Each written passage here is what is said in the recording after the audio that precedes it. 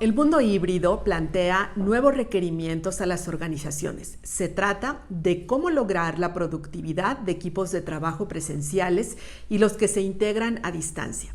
No es un tema fácil, en especial porque tras más de un año de pandemia existen desgastes en los colaboradores.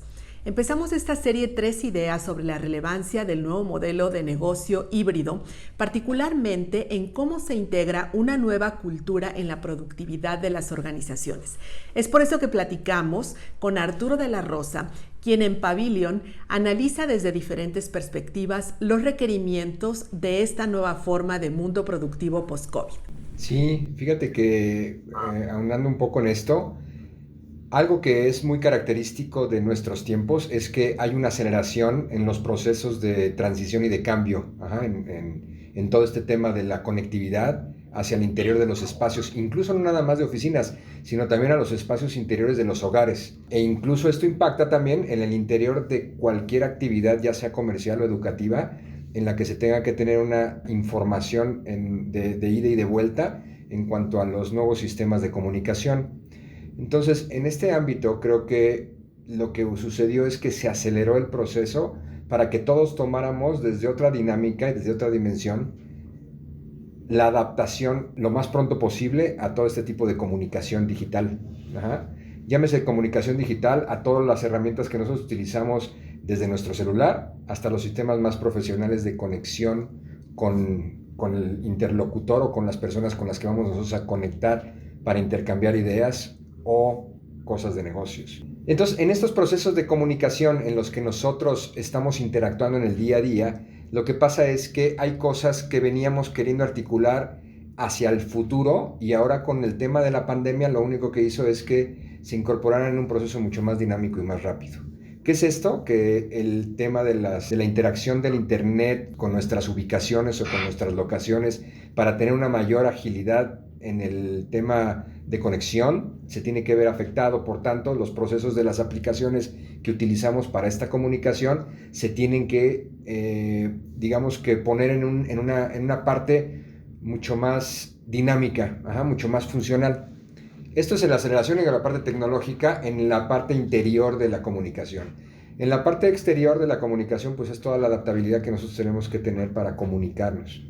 Entonces, esta aceleración de comunicación creo que es súper importante para los procesos que vienen hacia el futuro de la dinámica de trabajo en muchos de los ámbitos y de las áreas de las que acabas antes de mencionar, ¿no? Ahora, no es un camino fácil, porque en el Inter, como mencionaba al inicio de esta conversación, está ya más de un año de desgaste, está una coyuntura económica para las mismas organizaciones que no han podido regresar formalmente a la actividad productiva, y del otro lado está lo que representa el gran reto tecnológico que tiene poder operar de manera híbrida. Sí, y fíjate que en este reto, a mi parecer, tecnológico, de comunicación y de integración, es toda esta parte emocional que estamos dejando fuera del contexto. Dentro de este contexto creo que tenemos que matizar un poco también todas las coyunturas que hay, el regreso a la comunicación de las oficinas a través de estas divisiones de comunicación virtual. ¿Por qué? Porque hay muchas personas que también les está costando trabajo regresar a la parte física, porque muchas de sus actividades son más fuertes desde una comunicación vía distancia. Y emocionalmente también se sienten mayor conectadas con todas las actividades alrededor de sus vidas y de sus funciones para poder hacer este enlace. Las empresas también están pensando en cómo poder enlazarse con esta parte porque necesitan también a sus colaboradores dentro de sus espacios de trabajo. Las escuelas necesitan a sus alumnos, ¿sabes? Y la comunicación física de la interacción neurolingüística que tenemos y de la parte física que necesitamos emocionalmente para podernos comunicar mejor es muy importante. Por eso creo que va a quedarse una parte híbrida dependiendo de cada organización y de cada tipo de empresa en la cual se tenga que adaptar a estas nuevas formas de trabajo, y desde ahí vamos a surgir en un nuevo futuro de comunicación, un futuro que creo que sí, como bien lo dices, llegó para quedarse, pero llegó para quedarse de una forma mucho más orgánica y más funcional de como estaba antes, utilizando una nueva plataforma hacia el futuro más robusta de lo que teníamos antes de iniciar todos estos procesos. Y eso nos da una oportunidad de comunicarnos mucho más eficientemente, más efectivos y tener unos resultados también mucho más prontos en cuestión de beneficios para las organizaciones, para las escuelas o para cualquier tipo de actividad que así se lleve. Sí, desde luego, y se trata también de cómo en el marco de esta nueva estructura, ya mencionabas tú la parte corporativa, también está la parte educativa e incluso la parte residencial, ¿no? Que ha jugado como un papel muy importante en todo este tiempo de pandemia. Y para poder marcar, digamos, ya en el proceso de recuperación, los nuevos parámetros que necesitarán de requerimientos de espacio las organizaciones. Y en el marco de todo esto, pues está indudablemente esta nueva cultura, cómo hacerla factible y cómo hacerla incluso rentable. ¿Qué han observado ustedes en esta interacción y en esta revisión de nuevos parámetros? Mira, en esta dimensión de lo que ahora estamos viendo como una posibilidad de una reestructura muy positiva en el interior, lo primero que tenemos que mirar en cualquier situación es la emocionalidad del espacio y de cómo va a interactuar este espacio para crear esa emocionalidad. Ajá. Y en los espacios de colaboración, por ejemplo, en las organizaciones, definitivamente ya no vamos a regresar en un corto y mediano y largo plazo, va a ser una transición en tiempos, a las mismas formas de trabajo y dinámicas, porque la interacción también de los espacios va a depender de la función que nosotros vayamos a desarrollar cuando lleguemos a ese espacio a colaborar. Y entonces en esa integración hay un análisis que hacemos de un estudio del cómo podemos nosotros regresar hacia ciertas organizaciones en las que nos permita desarrollar el mayor potencial que nosotros tenemos como empleador o como usuario para dar un mejor resultado. Esto trasciende también a las escuelas, a cualquier tipo de negocio e incluso también a los hogares, porque tú sabes, antes reunirte con tu familia pues era ir a visitarlos y demás. Ahora también podemos hacer una reunión virtual y reunirnos con los abuelos, con gente que está en otros países, en otras zonas distintas, y que pudiéramos tener una conexión y una interacción. Y entonces hay espacios también dentro de la casa que han llegado también como para ser utilizados, por ejemplo el área de comedor, que es un área que por lo regular siempre es para reuniones familiares o espacios sumamente de colaboración, cuando hay grupos o la Navidad y demás. Ahora muchos hijos los han utilizado ya como una oficina completa, porque es el espacio más grande que se tiene en el hogar como para poder tener un área de trabajo. Entonces, todo eso va a ir cambiando y las posibilidades de interactuar con los espacios y de hacer una transformación, digamos que una nueva arquitectura interior que nos permita comunicarnos mejor tanto en la casa, en la oficina y con todas las actividades que hay alrededor de nosotros mismos.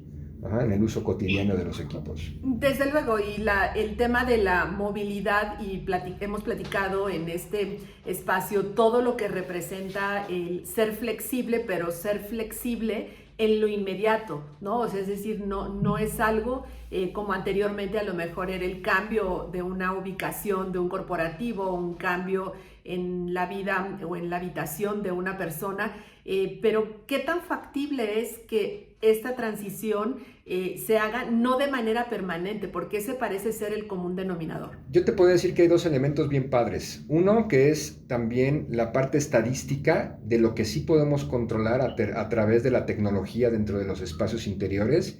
Y la segunda es que a través de esta tecnología también nosotros podemos rediseñar qué espacios en una oficina, por ejemplo, son los más útiles para las diferentes funciones de la organización. Pero actualmente no lo sabemos, lo intuimos sobre la base de un diseño arquitectónico y un diseño espacial, acerca de la distribución de la organización en todos sus elementos. Estos nuevos sistemas de comunicación que se pueden integrar en cualquier ámbito de trabajo o en cualquier núcleo nos permiten llevar estadísticas. Por ejemplo, nosotros tenemos un sistema en el cual con algunas pantallitas que colocas en algunas salas de junta o en algunas estaciones para hacer llamadas o que le llaman una phone booths o áreas de colaboración, también se colocan ciertos sensores. En estas pantallas tú programas la utilización de ese equipo y lo programas con citas. en horarios específicos y el número de personas que van a participar. En algunas otras salas tú sabes cuando una persona la habita o la está utilizando, y así sucesivamente en todos los espacios. También tienes ya los controles de accesos. Los controles de accesos puedes tener también la toma de temperatura, la fotografía, esa persona a qué hora llega, a qué hora se va, cómo interactúa dentro del espacio de trabajo, y todo esto nos avienta y nos arroja información. Esta información nos sirve mucho para crear estadísticas. Y en estas estadísticas podemos saber nosotros cuáles son los espacios que más se utilizan, para qué se utilizan y cómo los utilizan, y sobre esa base rediseñar nuevamente el interior y podernos mostrar una posibilidad distinta dentro de esa colaboración, dentro de ese espacio. Ahora, de todo esto también la evolución hacia el tiempo, y que yo lo veo aquí con la dinámica de trabajo que tenemos y los proyectos que hacemos, es que los espacios también tienen que ser, como bien lo comentabas, con mucha flexibilidad.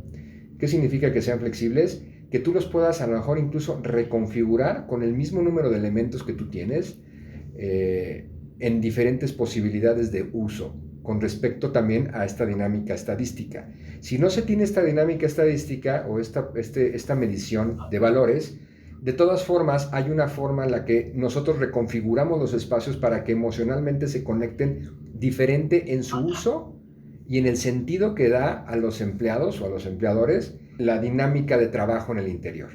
Esto nos mueve por completo la energía de la persona y nos permite que constantemente la creatividad y la innovación, que la creatividad es todo aquello que nosotros entendemos como nuevas oportunidades de hacer cosas, y la innovación es la ejecución de todo eso. Y entonces, con este cambio y esta movilidad en el interior y esta flexibilidad, hacemos que el usuario, que es el recurso más importante, las personas como tal, puedan tener una dinámica de trabajo cada vez más poderosa y podamos entender esa interacción del espacio con la gente. Y eso nos da unas posibilidades bien padres de diseño y de rediseñar cada cosa y cada elemento. Esto significaría que estamos entrando a una estructura de trabajo y de interacción nómada, si le pudiéramos llamar así, en la que los espacios también se tienen que flexibilizar hacia ese traslado, que ya no es permanente ni está totalmente acotado a como eran anteriormente los espacios totalmente definidos. Así es. Porque tú recuerdas que tú llegabas a una oficina y decías, ¿sabes qué? Voy a ver al director de compras o voy a ver a la gente de recursos humanos, y ya estuviera quien estuviera en el puesto, tú ya sabías el caminito y llegabas a ese lugar. Con el tiempo lo que se espera es que la empresa cobre vida, y entonces el lugar no es un lugar definido, sino es una organización que se está permeando hacia su interior en una evolución de cambio y de conectividad. Y eso nos da una evolución emocional y de productividad enorme, cosa que antes no se podía ver. Y eso ha salido a partir de toda esta conectividad a través de la distancia y de los medios de comunicación que tenemos, que utilizamos todos los días y que nos permite mirar cosas al futuro bien, bien interesantes y muy, muy padres. Ahora, es importante también considerar que los elementos que utilizamos para toda esta integración de cambio deben de tener características muy claras acerca de lo que ese diseño para mí significa y me transmite, para poder provocar toda esta evolución hacia un nuevo espacio o una nueva forma de trabajo. Cualquier mesa pues te sirve para apoyarte y trabajar, pero el color, la dimensión, el tamaño, la textura, muchos de los elementos que a lo mejor no percibimos a la simpleza, cuando nos vamos al detalle y combinamos en un número de cosas, incluso con la biofilia, con cosas que pertenezcan como a toda esa parte natural en la que nos gusta vivir y visitar, creamos esas atmósferas.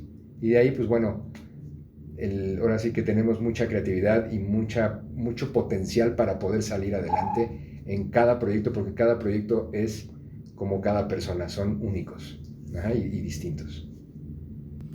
Arturo, en particular, para ustedes, ¿cuál ha sido el reto más importante que han tenido en estos proyectos que que si anteriormente eran únicos, ahora queda mucho más claro que las necesidades van a ser mucho más específicas? Pero en resumidas cuentas, esto representa para ustedes una transformación también respecto a las soluciones que dan a sus proyectos? Fíjate que nuestro reto más grande actualmente es poder plasmar de todo lo que yo te estoy platicando el cambio y la evolución de las nuevas organizaciones, porque hay rubros muy específicos que tienen formas de trabajar muy específicas y que difícilmente se van a modificar aunque pase el tiempo, porque hay formas y estructuras mentales muy planeadas y muy puestas en ese lugar. Entonces, uno de nuestros retos es poder llegar, conversar con estos directores, con estos principales, y poder hacer que haya áreas que empiecen a pertenecer dentro de esta nueva actividad del futuro y que se empiecen a interactuar entre sí para que podamos avanzar hacia una nueva forma de tener nuevas conversaciones en el interior. Yo creo que algo que es súper importante es que debemos aprender a conversar distinto en cada organización. Debemos enseñar incluso a conversar diferente.